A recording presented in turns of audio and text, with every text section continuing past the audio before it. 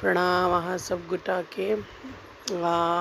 हमरा तरफ से हरेक मैथिलवासी के आ जे हमरा सुन रहल छथि हुनका सबके नव वर्ष के सतुआनी जुड़ शीतल के हार्दिक शुभकामना। ई देखियो हमहूँ कोशिश कऽ रहल छी कि जे अपन परंपरा अइ किछु छूटल बढ़ल जे से कतौ रही, चाहे दिल्ली रही, मुंबई रही, जापान रही, कनाडा रही, जतौ छी अपन परंपरा के लोग निभाबै जते तक भऽ सकै।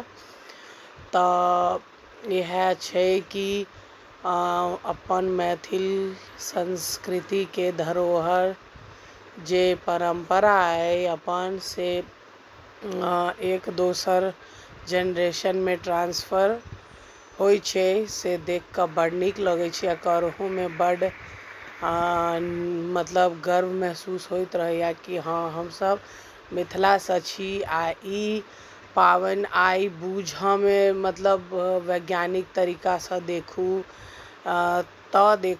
तऽ आइ वैज्ञानिक सब बुझलथि है कि भाई हाँ सत्तू में ठंडक होइ छै। अपन ऋषि मुनि सब तऽ कखन नहीं सब रिचुअले के थ्रू जे चीज जरूरी छै जखन जरूरी छै से रिचुअल के माध्यम से अपने सबके पहुँचा देने छथि। आइ वैज्ञानिक रूप से प्रमाणिक होइ छै कि जे अपन रिचुअल से सब मतलब परफेक्ट टाइम ला आ परफेक्शनेस ला बनायल गेलै वह टाइम ला।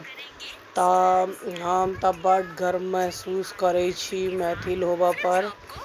जय मैथिली, जय मिथिला।